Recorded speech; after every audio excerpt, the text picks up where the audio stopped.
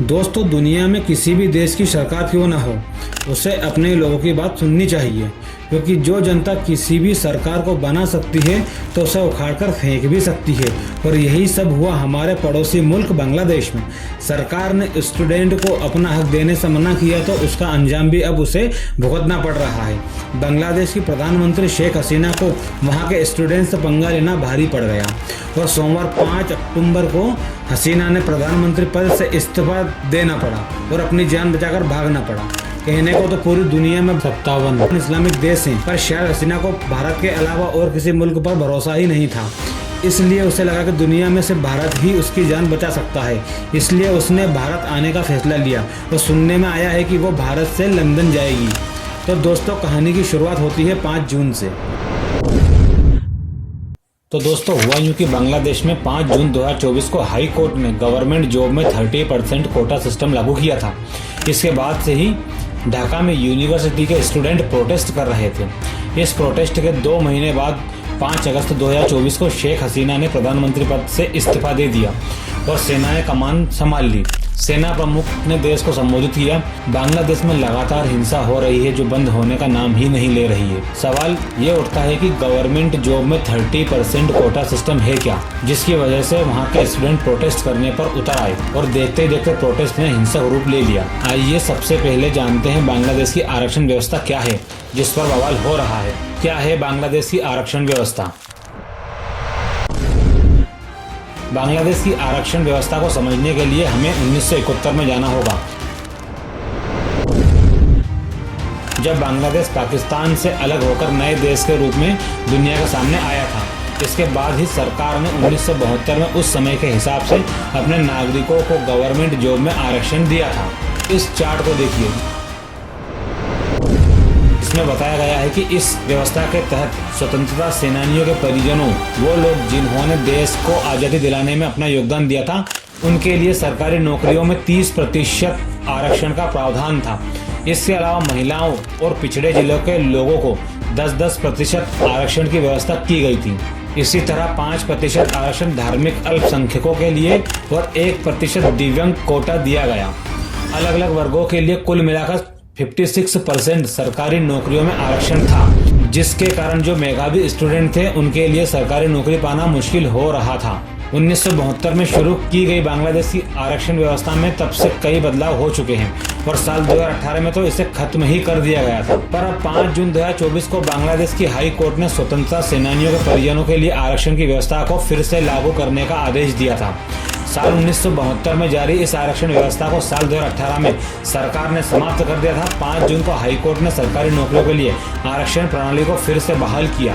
Court ने साल 2018 में आरक्षण की व्यवस्था को खत्म करने के फैसले को भी गैर कानूनी बताया था। कोर्ट के आदेश के बाद देश में बड़े पैमाने पर विरोध प्रदर्शन शुरू हो गए थे। हालांकि बांग्लादेश की शेख हसीना सरकार ने हाई कोर्ट के फैसले को सुप्रीम कोर्ट में चुनौती दी। सरकार की अपील के बाद सुप्रीम कोर्ट ने हाई कोर्ट के आदेश को निलंबित कर दिया और मामले की सुनवाई के लिए 7 अगस्त 2024 की तारीख तय कर दी, जिसके बाद प्रोटेस्ट रुक जाना चाहिए था।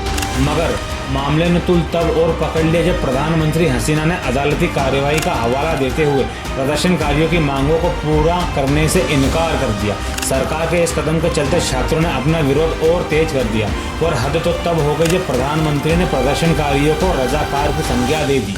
तो दोस्तों, क्या है ये रजाकार शब्द? बांग्लादेश में रजाकार शब्द एक गाली से भी खतरनाक है। बांग्लादेश के संदर्भ में रजाकार उन्हें कहा जाता है जिन पर 1971 में देश के साथ विश्वासघात करने और पाकिस्तान की सेना का साथ देने के आरोप लगे थे।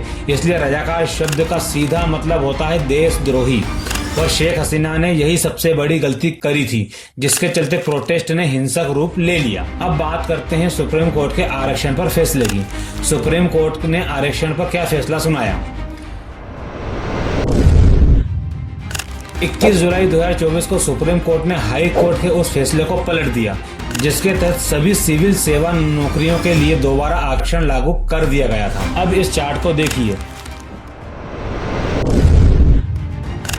जिसमें बताया गया है कि सुप्रीम कोर्ट के ताज़ा निर्णय में यह निर्धारित किया गया कि अब केवल 5% नौकरियों पर स्वतंत्रता सेनानियों के वंशजों के लिए आरक्षित होंगी। इसके अलावा 2% नौकरियां अल्पसंख्यकों या दिव्यांगों के लिए आरक्षित होंगी। बाकी बचे पदों के लिए अदालत ने कहा कि ये योग्यता के आधार पर उम्मीदवारों के लिए खुले होंगे, यानी 93% भर्तियां अनारक्षित कोटे से होंगी। अब बात ये आती है कि जब सुप्रीम कोर्ट ने स्टूडेंट के हक में फैसला दे दिया तो प्रोटेस्ट खत्म क्यों नहीं हुए? कोर्ट ने आरक्षण खत्म कर दिया, फिर भी प्रदर्शन क्यों? शुरुआत से प्रदर्शनकारी क्षेत्र मुख्य रूप से स्वतंत्रता सेनानियों के परिवारों के लिए आरक्षित नौकरियों के खिलाफ विरोध प्रदर्शन कर रहे थे। प्रदर्शनकारी चाहते थे कि इसकी जगह योग्यता आधारित व्यवस्था लागू हो, जो कि उनका हक भी है। प्रदर्शनकारी इस व्यवस्था को खत्म करने की मांग कर रहे थे। उनका कहना है कि यह भेदभावपूर्ण और प्रधानमंत्री शेख हसीना की आवामी लीग पार्टी के समर्थकों के लिए फायदेमंद है। बता दें कि प्रधानमंत्री शेख हसीना बांग्लादेश के संस्थापक शेख मुजर उल रहमान की बेटी है, जिन्होंने बांग्लादेश मुक्ति संग्राम का नेतृत्व किया था और उन्हीं की वजह से आज बांग्लादेश अस्तित्व में आया था। सुप्रीम कोर्ट के फैसले के बाद माना जा रहा था कि विरोध प्रदर्शन खत्म हो जाएंगे, लेकिन ऐसा नहीं हुआ और आंदोलन और भी उग्र हो गए।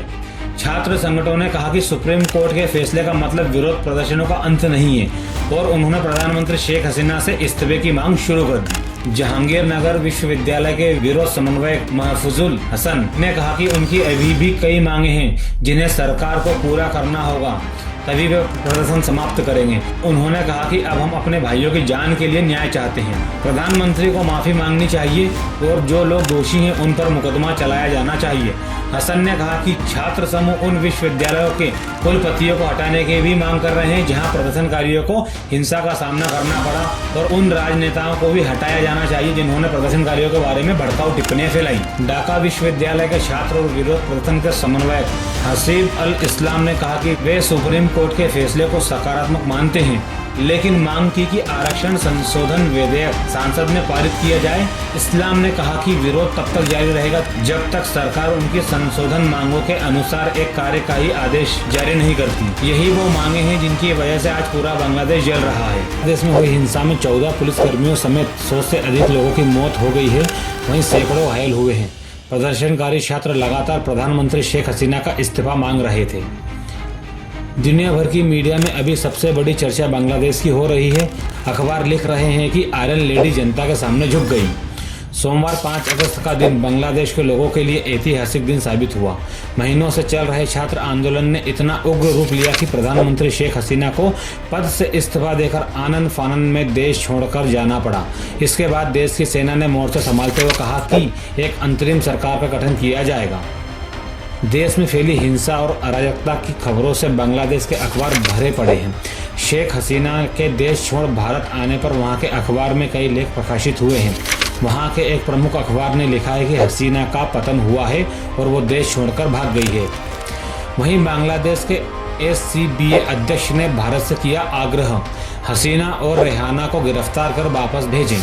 बांग्लादेश के अखबार द डेली स्टार में छपी हेडलाइन के अनुसार बांग्लादेश से supreme court bar association SCBA के अध्यक्ष AM महबूब उद्दीन खोकन ने आज भारत से पूर्व प्रधानमंत्री शेख हसीना और उसकी बहन शेख रेहाना को गिरफ्तार कर बांग्लादेश वापस भेजने का आह्वान किया।